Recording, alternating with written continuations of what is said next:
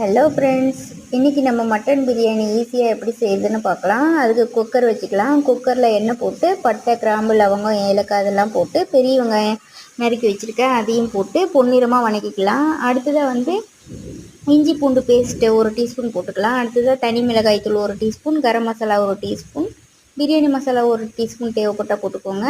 போட்டு நல்லா இதெல்லாம் கலந்து விட்டுக்கலாம்.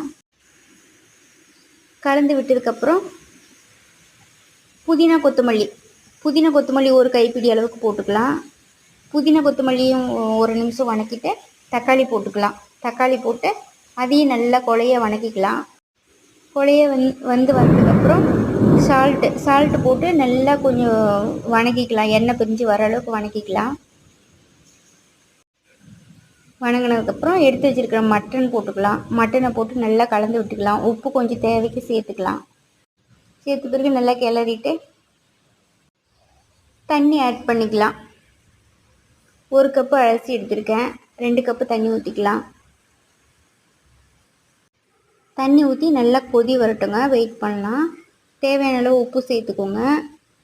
தண்ணி கொதி வந்ததுக்கப்புறம் அரிசி எடுத்து 1 கப்பு அரிசி எடுத்து வச்சுருக்கேன் இல்லையா, ஊற வச்சு களைஞ்சி வச்சுருக்கேன், அதையும் போட்டுக்கலாம். போட்டு நல்லா கலந்து விட்டுட்டு கொதிக்க விட்டுட்டு அரை லெமன் புழிஞ்சு விட்டுக்கலாம். குக்கர் மூடி 2 விசில் வர வரைக்கும் வெயிட் பண்ணலாம்.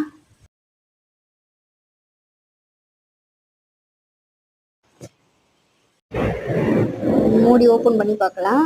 வாவ், சூப்பர், கம்மன்னு வாசங்க. மட்டன் பிரியாணி செம்ம டேஸ்ட்டாக இருக்கும், செஞ்சு பாருங்கள்.